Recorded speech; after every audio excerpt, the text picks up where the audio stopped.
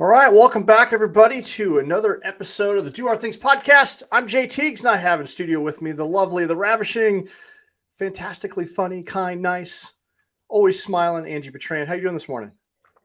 I'm great. How are you doing? I'm doing good for a Monday morning. It's a fantastic morning. Had a great Easter, but we had a little bit of a scare over the weekend. We can talk about that here in a minute. But Yeah.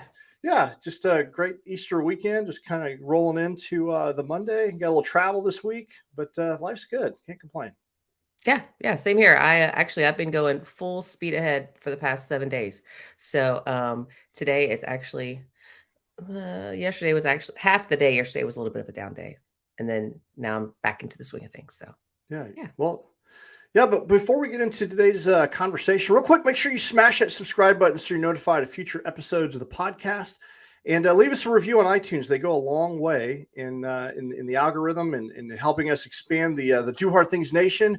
And hey, if you're listening and you've noticed there might have been a little bit of an interruption on the Wednesday podcast, just a disclaimer: I had to kind of put pause on the Wednesday for a bit. But we'll be rolling those out here shortly, getting reorganized. Don't you worry. We'll have some more episodes and podcasts. We're kind of doing some restructuring here as I transition from the military and trying to get into a new rhythm. But yeah, so apologize for that. This episode is sponsored by The Forge. The Forge is a growth mindset community. And, we feel that leadership solves most problems. And what we do is we empower everyday people to become world-class leaders. Our mission is to, just help people become the leaders that they need to be, to have courage, which is one of the topics we're going to talk about today. And, you can read, you can listen to podcasts, you can have conversations, around the water cooler with people that don't read and whatnot about these topics. This is a place for growth-minded people to actually connect, to have emotional support. And when we created this, there's 4 things that I wanted in the community. I wanted a network. Our mantra is iron sharpens iron. And, we truly believe that that's how you grow, is that you connect with other like-minded people. Frameworks and tools that actually work, that can actually serve you. We wanted to be, have challenges, because challenges push you outside of your comfort zone, and accountability to hold you accountable and have that emotional support that you need. So if you're interested in that, go over to lionsguide.com, and you can apply there to see if it's a good fit for you. And so, yeah, we're excited about that. Angie. Jay. Good morning. Good morning this morning. Good morning this morning. Good morning. So tell us, I guess, what have you been up to recently? Okay. Well, so I was absent for 2 weeks because my amazingly cute granddaughter shared her little kid cooties with me. So I got really, really sick. So I was gone from the podcast for 2 weeks. And then I went full steam ahead to a photography conference in St. Louis. Shutterfest is what it's called. And it was pretty much it felt like a whole week of nonstop go, learning, just information overload. I got to learn from some of the best in the industry in photography this week. I got to reconnect with old friends. I made a lot of new friends this week, and I'll tell you a little bit more about that as we talk about courage today on our episode. But yeah, it was great. And then I came back on Friday and did kind of like a turn and burn and went to the lake and hung out at the cabin and had a nice, relaxing weekend with friends, and went out on the boat, went out on the lake for a little while, and got home yesterday and just finally got a couple hours of downtime. And now I'm back and ready to hit the ground running. I love it. You're sharpening your saw. I love that. I mean, if for those who don't know, Angie Betran is an award-winning photographer, and she continues to sharpen her saw. And I love that. I think it's good to take time to go to these conferences and learn and really develop your craft, which is awesome. Yeah. I needed it. And like I said, that the instructors there, if you're out there and you're listening and you're a photographer, someone that's a photographer, I am by no way paid, sponsored, or in anything other than I paid to go to this conference. But it is literally one of the best conferences I've ever been to in my entire life, and it's called Shutterfest. And look it up. Maybe I'll see you there next year. That's awesome. Yeah.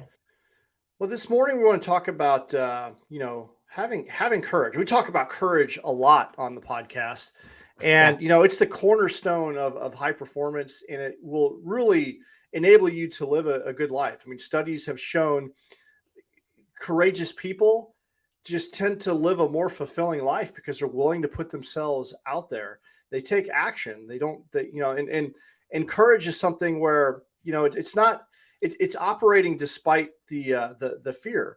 And it requires a lot of courage to live in this life with constant struggle and challenge. And Mhm. the definition of courage is to have mental or moral strength to venture, to persevere, withstand danger, fear, or difficulty. And there are ultimately four types of courage: physical, putting yourself in harm's way to maybe save somebody else; moral, speaking up for other people, speaking up for what you believe is right. There's psychological courage, that's overcoming your own insecurities and anxieties and mental fears to assert yourself. And then there's like everyday courage, where it's like keeping a positive attitude, taking action despite uncertainty. It's having discipline to, we talked about, Dale's talked about this a lot, Dale Walls. When you want to work out in the morning, it's an issue with courage, because you don't want to work out because you're avoiding the pain or the fear Mhm. that's associated with the pain of that activity. Now, it's not the same as like you're running into a burning building, but Yeah. we as humans avoid pain, and it takes courage to face that and overcome that. And Yeah. so today I want to talk a little bit about overcoming, having everyday courage. And, so one of the things that I want to, why do we struggle? Why do we care so much about the opinions of other people, and we avoid having tough conversations, and just why do we avoid that so much? And I liked what you did. You want to tell us about what you did this week at the Yeah. conference? Because I think Yeah, that yeah. goes into this topic nicely. Okay, so I have been going to Shutterfest. Next year will be the 10th anniversary when it started, and I've been going since year one. And I go every year, and I have made a lot of lifelong friends in the industry over the years. Um, but for me, I can speak in front of a crowd. You put me at a podium or on a stage in front of 2,000 people, and I have no issues delivering a topic, speaking on a topic, interacting with people. You come up to me and talk to me, and I have no issues talking to you. Like, I absolutely positively love it, feed off on it. Let's do it. Let's do this. But if I walk into a room, even if I've been there 100 times before, if no one's engaging with me, if people are just sitting there on their phones or people just kind of milling about, it is really hard for me to walk up to someone and speak to them. Like, I just get this anxiety, like stopping, like it paralyzes me. And so 9 out of 10 times, I'll just stay off to the side. I'll stay to myself. I won't even walk up to someone to engage in conversation, just because that's always been an issue for me, and I hate it. And so I've been doing a lot of work on myself over the past couple of years, and I said, what, this year is going to be different. This year, I'm going to go. I'm going to figure out a way to go and to engage with people and really, really make more connections and have more conversations and not be a fly on the wall. So I have a fanny pack that looks like a big hairy belly, and I wore it. And it's the funniest thing. So I know it gets reactions from people because I wore it during Ragnar. I wear it running sometimes. And I've had like cars circle back around and look like, what in the heck is that? So it looks like I've got this huge hairy belly with a big hairy belly button hanging out under my shirt. So anyway, I wore it to the conference, and it worked like a charm. Like, I got smiles and laughs and giggles and high fives and people coming up and wanting to rub my belly. It was just the best thing ever. But what it did was it broke the ice for me, because, like I said, if you engage with me, I have no issues carrying on a conversation. It is just that initial me walking up to you. But what that did was, so that broke the ice so much after the first day that I'm like, you know what? I was able to walk up to people and be like, "Hey, listen, we've been in this group forever for the past 9 years. We see each other in the group. We've seen each other here at the conference. Let's connect in real life. Let's connect as humans, not behind a screen." And it worked, and it was great, and I had the best time ever with If you've never seen one, it just looks ridiculous. It really looks like a large stomach hanging out of your shirt, and it will take you aback. It is hilarious. We need to get that for the Ragnar team and have everyone wear those. Yes, yeah. I think I agree. Lacey, Yeah. Lacey, I know Lacey's watching. We need to get that in the Do Hard Things store. It's hilarious. I mean, what a great way to like put yourself out there. I mean, that took a lot of courage to do that. Some people be just absolutely mortified to do something like that. Yeah, yeah, no. Yeah, it's so weird. Like I quit trying to analyze myself and my quirks. I'm just like, I just got to figure out a way to get past it, get through it, overcome it, and move forward. So, Yeah. Well, we have such a just a fear of putting ourselves out there, getting it. When we're part of our domestication as humans is being put. We are just not to stand out. Like you shouldn't mhm. stand out. Don't be the one that stands out. But out of the fear of what? Like why is it so bad to stand out? As long as you're not hurting other people or being obnoxious, stand Yeah, out. Uh, yeah, and to your credit, by doing that, you were able to have so many great conversations, connect more, and people mhm, are going to remember that for yeah, forever. yeah, The crazy lady with the big hairy belly. yeah. No, Yeah, I but actually felt kind of bad because one of the instructors, it was actually kind of he was like, "I'm sorry, I can't even concentrate. I can't even concentrate, guys. Turn around, look at that. What is that?" I was just like, that's hilarious. Well, I've anyway. been, in my life, I am one that never liked having tough conversations. And I Mhm. know that there's people listening to this that probably still really struggle with this. And I still have to have, I got to be very deliberate about, having them, but I'm more comfortable with it, because I understand what it's costing me by not having the tough conversation. Oh But so yeah. that's one of the things that I wanted to highlight because I'm actually going through something recently where working on a project, and I just felt that had we had a tough conversation up front and really outlined some things, we probably could have avoided some negative outcomes from it. And what I realize is that some people just aren't capable or comfortable of doing it, and it can cost you some hardship. And so that was just one of the things that was on my mind. I know a lot of people struggle with this. Well, and Um, I wouldn't even say capable or comfortable. I would say, well, comfortable, yes, but I think a lot of us don't know how. And I'll as we talk, well, I'll talk more about that. But I don't even know. I didn't know how to have hard conversations before. yeah. Well, we'll outline a couple of techniques or tips this morning that might help you. But the first thing is to realize, are you the type of person, or have you ever avoided a difficult conversation with someone? And if that's the case, why do you think that is? So having that sense of self awareness. Usually, it's we want to avoid conflict or an escalation. We want to avoid negative emotions. We don't want to just deal with it. So we just rather Yeah. just kind of put the blinders up and just avoid it altogether. Mhm. And it's unhealthy because that could lead to unresolved issues that fester. And then you ever had that where someone just like out of nowhere just like blew up, Mhm. like Oh yeah. what's going on? And that's not a healthy thing to do, and it leads to misunderstanding, and it can put a really a damper on relationships and ultimately end a relationship. Yeah. Yeah. And so Yeah. that festering and that is just not healthy. Having something that I had to learn was having uncomfortable conversations didn't mean that it had to be conflict as far as it wasn't oh, what's the word I'm looking for? It was just in my brain. It's escaped me. It's Monday, but I, not all difficult conversations had to lead to an argument or anything. It's just conversation. It's just Mhm. having hard conversation, and I didn't even know. I didn't have the tools in my toolbox to help me do that. Yeah. Yeah, it's being able to express your true feelings. And when you don't do that and you blow up, that can lead to like, well, the other person's like, well, damn, why didn't you didn't trust me enough to have the conversation? Like what, Mhm. why, if you're my friend, why couldn't you just tell me your feelings? So Yeah.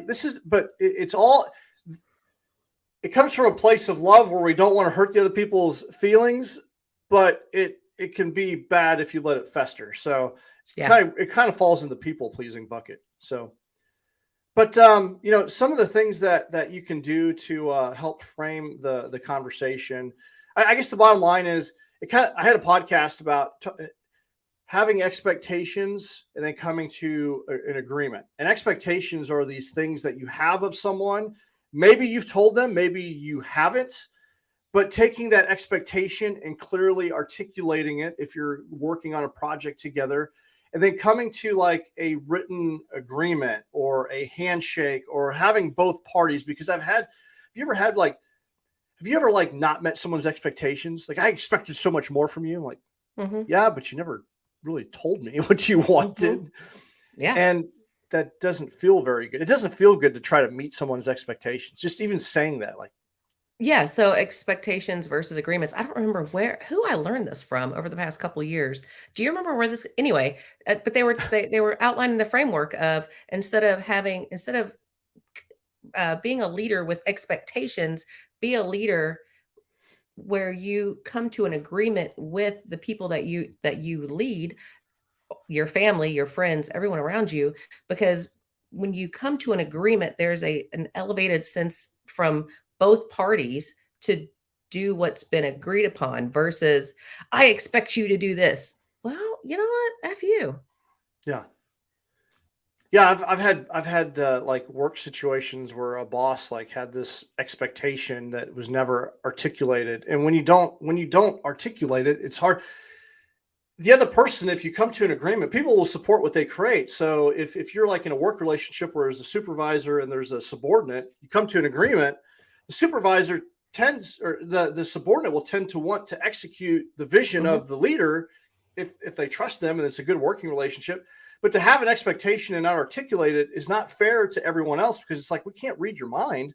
Yeah. That's being able to Yeah. articulate, priorities and what you want, and it kind of goes back to avoiding conflict or just lack of communication. Yeah. Yeah, for sure. So, but so just some ways to articulate, your express your feelings, right? So the first and foremost, like, just prepare for the conversation. It's something. Just get out a pen and paper and just journal for a minute. Like, what exactly do you want from the other person, and really kind of like articulate some bullet points of what you want, and that will just help you like list out. And when you're having the conversation, because you might be nervous, because you're obviously this is a situation where there's some emotions and there's some fear and whatnot, but just having some talking points to go into the conversation and plan what you're going to say ahead of time can be very, very helpful. Yeah. When you go into the conversation, just set the environment. Like, is it going to be over a cup of coffee? If you think that emotions are going to get really high, I would recommend maybe a public place, so it kind of keeps everyone on even keel. You want to probably in a place where you can actually, if you go into like a busy restaurant, there's a bunch of noise, you can't have the conversation, right? You don't be yelling at each other and trying to. So you got to set the tone Yeah. for what the environment's going to be like. So like a neutral, comfortable setting for the conversation is usually ideal.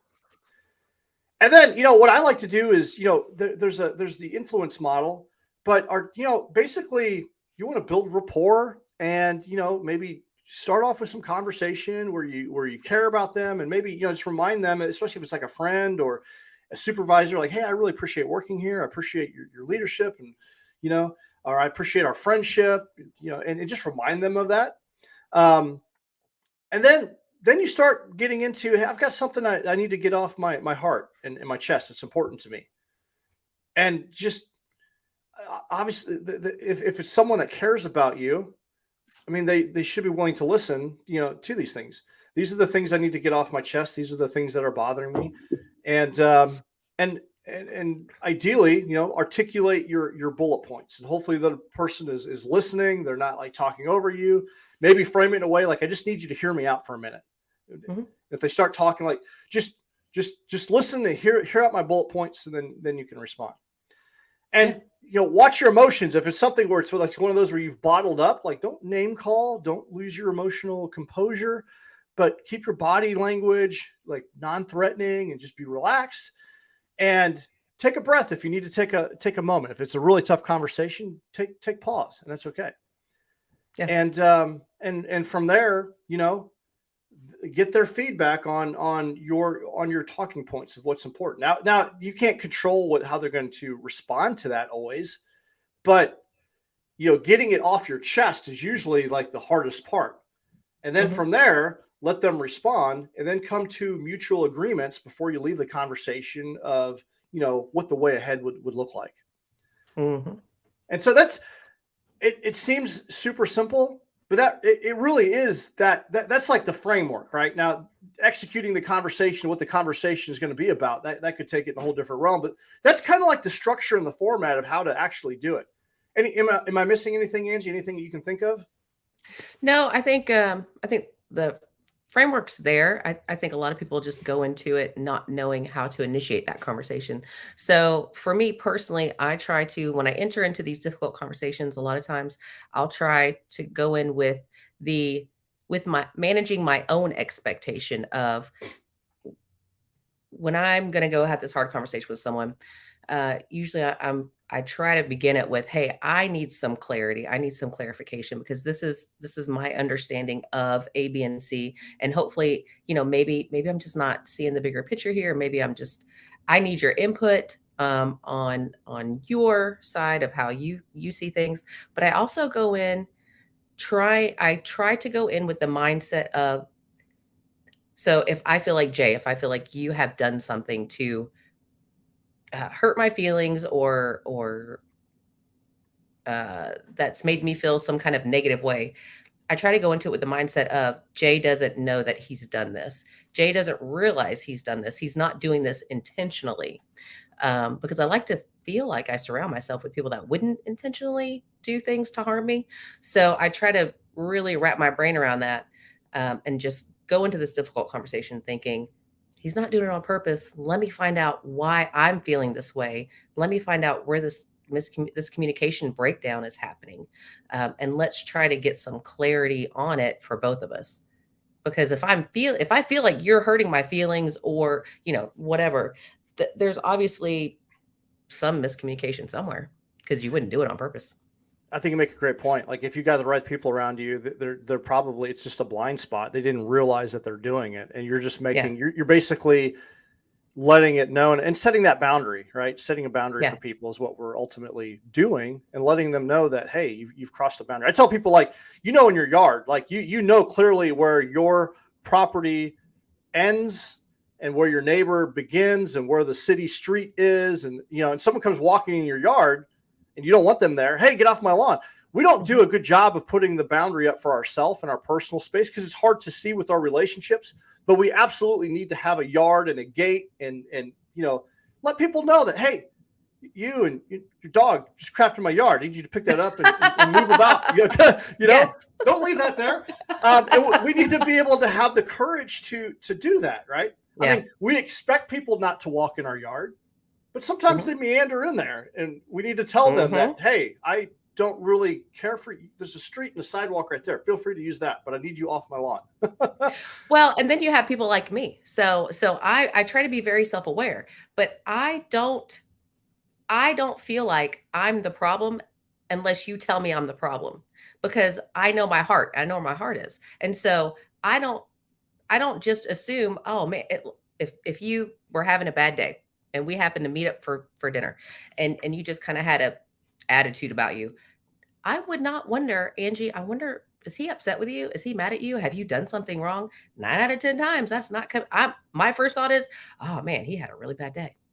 And so there's people like me out there who you really have to say, hey, you did this. I need you to, can you let's talk about it. Yeah.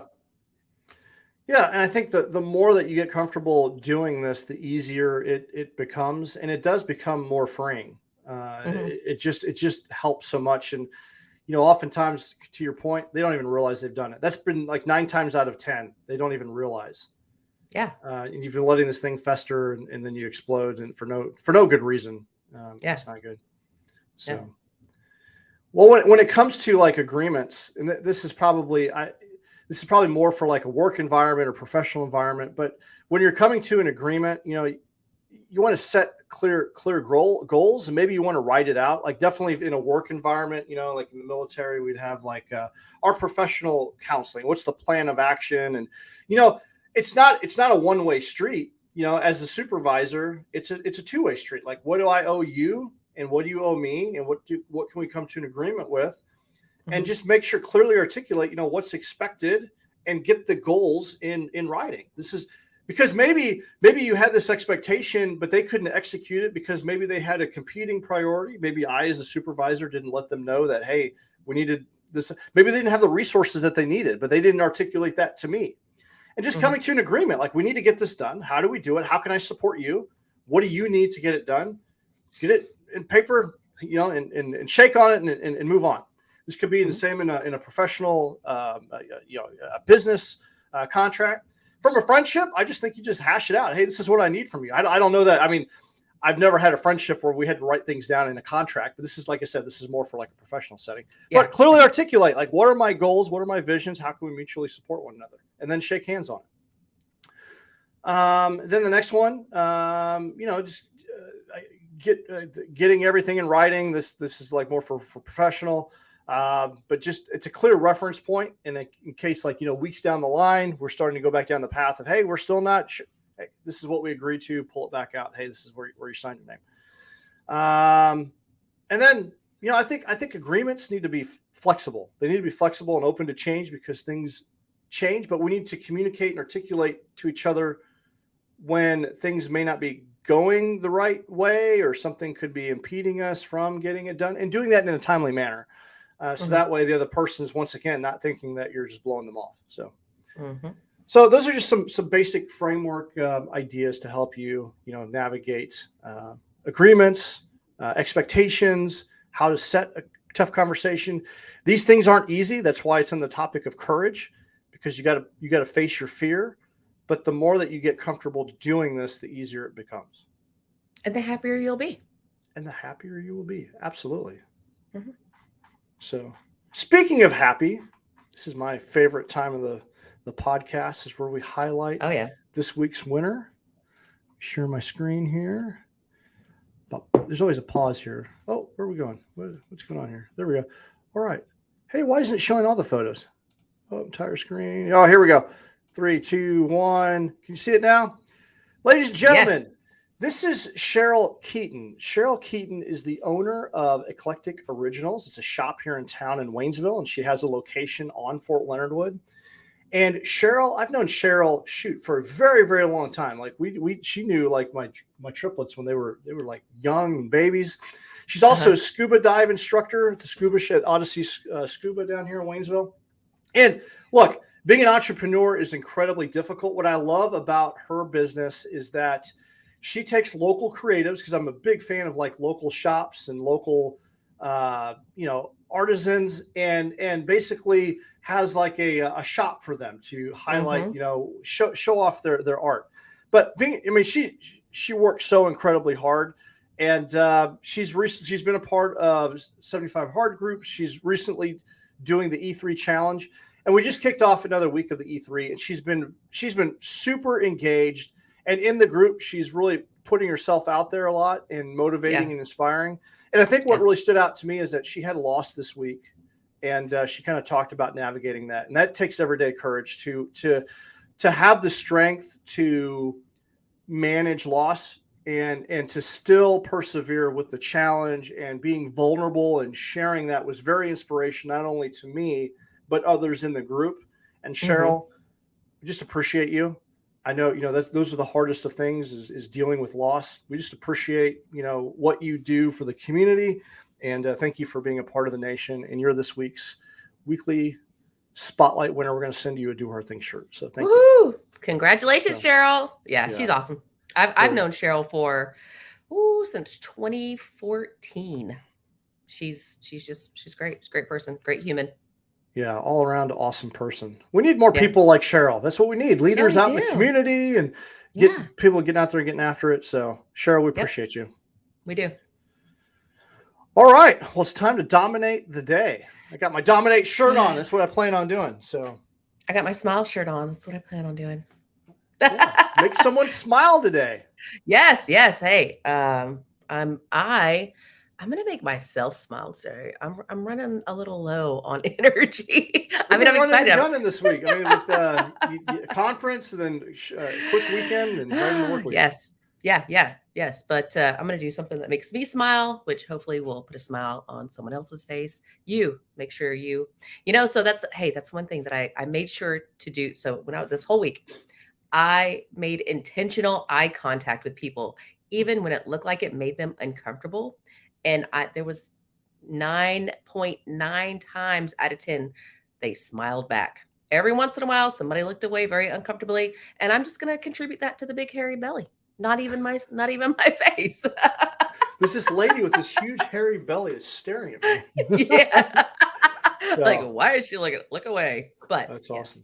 9 out of 10 times people smiled. It was great. Well, I'm going to make myself smile and go get my ass in the gym. So time to go lift and Do dominate it. the day. So appreciate Do you. it. For everyone else out there, keep doing hard things. We'll see you guys in the next episode. See ya.